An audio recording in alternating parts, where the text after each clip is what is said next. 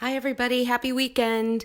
I am crafting today and I want to show you a couple of really cool things that's on the website first before I show you this really awesome card today. The first thing I want to show you though is our special that starts today under my website, conniesam.closetomyheart.com.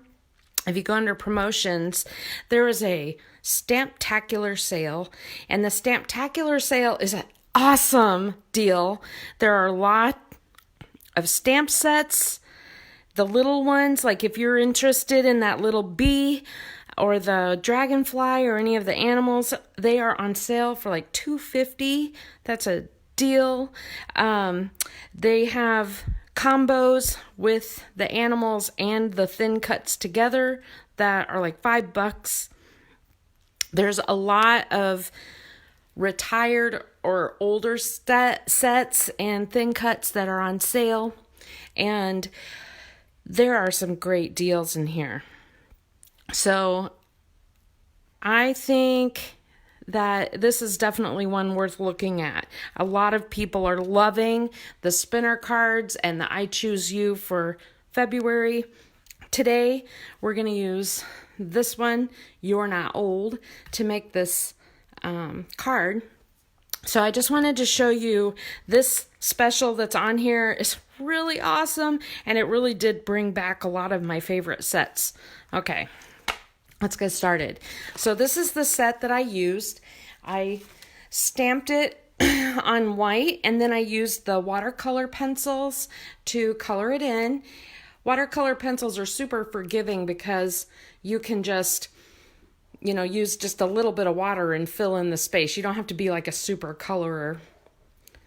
I have a fairly new iPad because I got one for my birthday. Steve, what iPad is this? Do you remember what version? I don't remember either. Sorry, Pam. But it's the newest one because my other one was so incredibly old that it wouldn't even load anything anymore. Okay, so the first thing I want to show you is this really cool set card. So right now, all these dimensional cards that people are making, so many people are using a Cricut machine, and sometimes I'm like, I don't want to haul out a giant Cricut machine to make some of these really cool pop-up cards. This is called a stand-up card, and basically it calls for this is like 4 1/4 by 11 sheet of cardstock, and it has to be cardstock because it needs to be sturdy. And then you score it at 1 inch, 2 3/4, 3 3/4, 5 1/2, 7 1/4, 8 1/4, and 10. And I'll probably just put a picture of this in the comments just so you can have that without having to write it all down and watch this again. The other thing is I shaded these two little 1 inch pieces on the end with a little pencil just so you can see that those will be where the adhesive goes. Basically, everything kind of gets folded in on itself all the same way. And the main thing is just to make sure that your folds, you keep your cardstock nice and straight, but that's even pretty forgiving. It's going to wrap around like this. These two little pieces where the glue goes are going to go together. And it's going to make a card base that looks like this. So this is your card base, which is weird. This will be glued, and then it'll have a slit in the top, and it's just basically like a little mini box.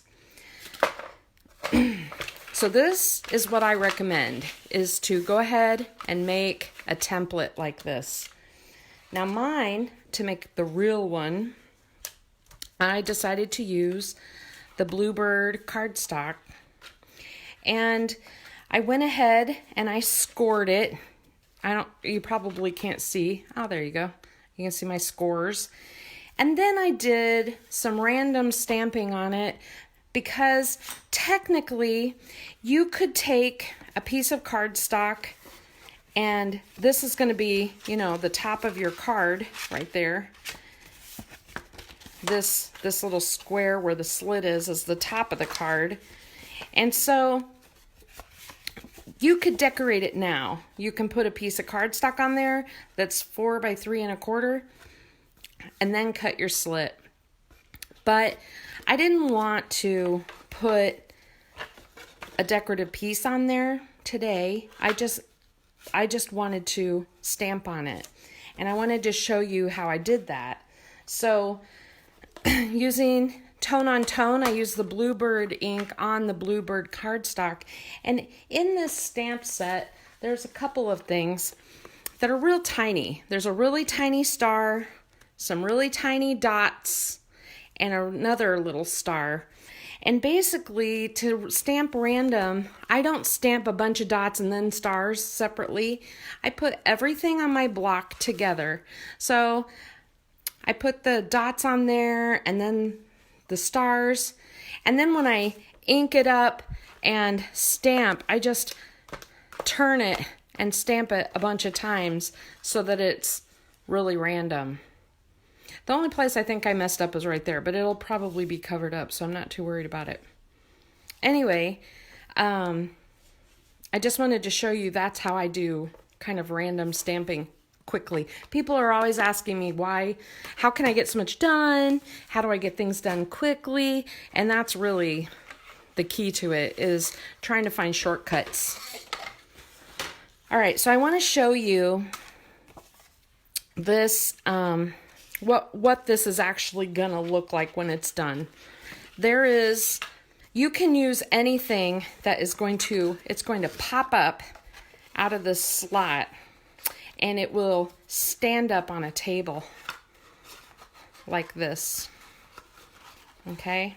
And you can put anything on this mat. This mat is 3 1/4 by 5 1/4, and you can fiddle with the slot, you can fiddle with the direction to make this anything you want. But this is perfect for a photograph. Like if you put a photograph on there, you could use the Picture My Life cards. We have billions of them. As a matter of fact, I got out a bunch and I don't know what I did with them, but they fit perfectly on here.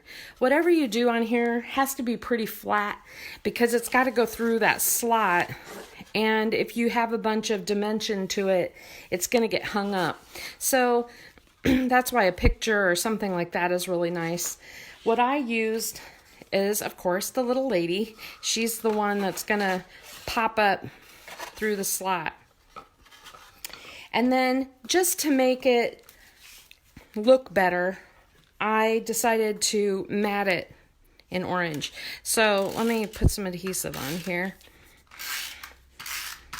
Okay, when you do this, you're not centering it. The bottom edge of the cardstock and the bottom edge of your picture should line up at the bottom. And that way it won't get caught going up and down through that cut slot, because if you have a lot of different layers, it'll like want to hang up on you. You know, it'll get caught and won't go up and down in there really easy. So you just want to make it a nice blank sheet, flat sheet.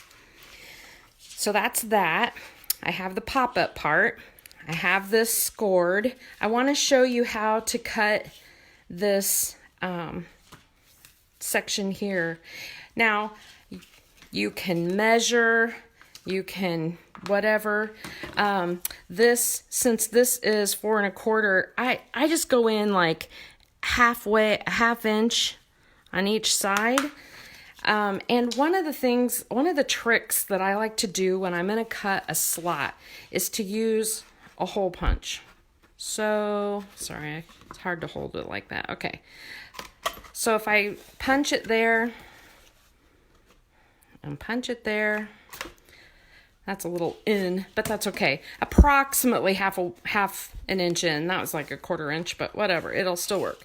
And then I go in with my ruler and kind of line up the holes. and cut it like this. Now some people get real fancy and they get out their, their rollerblade cutting mat, and I'm always in a hurry, so that's too much work for me.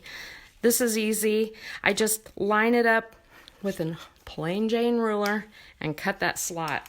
So that's a tip for making the slot work. Now, I'll show you how this goes in here. We're going to flip it over, and remember these little 1 inch sides, these 1 inch flaps is where the adhesive is going to go. So I want to put adhesive at the bottom here on the bottom inch or so of my pop-up, and I need to line it up at this bottom edge. Notice my flap is up. It's not flat, it's up. So I'm going to line it up like that. It doesn't have to be exactly at the bottom, but pretty close. And then just push hard. And then on this side, I'm going to put my adhesive. Okay, this is going to go through the slot. Okay. There's the back. There's the front. The adhesive is, notice, on the other flap. And then I'm just going to fold it down and make sure it lines up good at the bottom. Push, push, push. Sometimes I use a stronger adhesive just to make sure. So here's the card. Notice how it folds, and you want to do it a few times. Make sure all your scores are folded really well. I didn't really have all mine folded. Notice the box shape. And the pop-up is just like that. And then this can stand on a table. Isn't that cute? Make a wish. All right. And then when you go to send it, this fits in an envelope. You can just slip it right into an envelope. You can write your message on it, and it just slides down and stands up on a desk. Now, to also decorate it, I went ahead and typed a couple of other messages. I love this. You're how old? And somebody better go get the fire extinguisher. I'm going to put that here. So this is my, I think that's so cute. So this is how it would go into an envelope. I could write my message on it. And then this is how it would lay on the desk. Just like that. I think it turned out really cute. It's kind of hard to show with my camera the way it is, but what do you think? I love the stamp set. I think it's adorable. And I think I know a lot of people who I could use this for. And if you didn't want to be so snarky about the fire extinguisher, you could use the You're Not Old, You're Vintage. This is a birthday sympathy with the slash card. Sorry you got old with the slash. Happy birthday. And sometimes on sets like this that don't just say happy birthday, like if you just wanted it to say happy birthday, I actually take scissors and I cut this stamp apart so that I can use the happy birthday all by itself, or I can use it together, either way. So I just think this is a really cute, quick card, and I did not have to get out my Cricut to cut out all of the base and everything, which I certainly could have. But I do think that if I made one of these, I'd make several and then just have them on hand, because doing these assembly line is so fast. The last thing I just want to do is show you some card bases that I threw together using the rest of my Celebrate paper pack. This Celebrate Life paper pack is not everybody's favorite. There's a lot of people who are like, I don't want to use pink. It doesn't seem to catch my eye. And it forced me to kind of get creative with it. And, I made a lot of the club scrapbook pages with it, and I really love how they turned out. Did you get yours, Pam? So I used my scraps and I made some shakers, and they had these in the workshop kit. They had these fringed balloons, which I thought were really cute, and I thought that would make a really nice card. I haven't stamped on it yet. It seems like at work we do a lot of, you're so great, you did great, good job, congrats. And so I thought some of these shakers would work for that. I love the Celebrate. This is another stamp set, the little cake. I haven't finished these. I haven't put strings on them or anything. I just started throwing together all the parts and pieces that I had left and the stickers and stuff to make a bunch of cards. And I used, of course, foam tape because I love foam tape. And then the little, these came in the workshop, these little medallions that you put together. So I just thought any of these cards would look really great as birthday or congratulations. It would be good for graduations. Even Father's Day or Mother's Day, you could figure something out with those. So if you have those leftover parts and pieces, maybe you can figure out something and share it with me and show me what you did with it. Yeah, that stamp sale is a great sale. It is amazing. And that stamp set is $9.50. That's a deal. And I think, you can get the thin cuts with it. I do not think I did, because my thought was the thin cut, the only thing that's hard to cut out of here is the lady with the fire. And I am more likely to stamp her on a square like I did today and color her in than cut her out. So that's why I did not buy the thin cuts. There are some sets that I really need the thin cuts for. It saves me a lot of time, but I just didn't think that one would, because of the way I use my stamps, I didn't think that would matter. Yeah. All right. That's it for today. Let me know if you have any ideas or questions or anything that comes up, and I'd love to see what you like on the stamp sale because I can't decide. Thanks.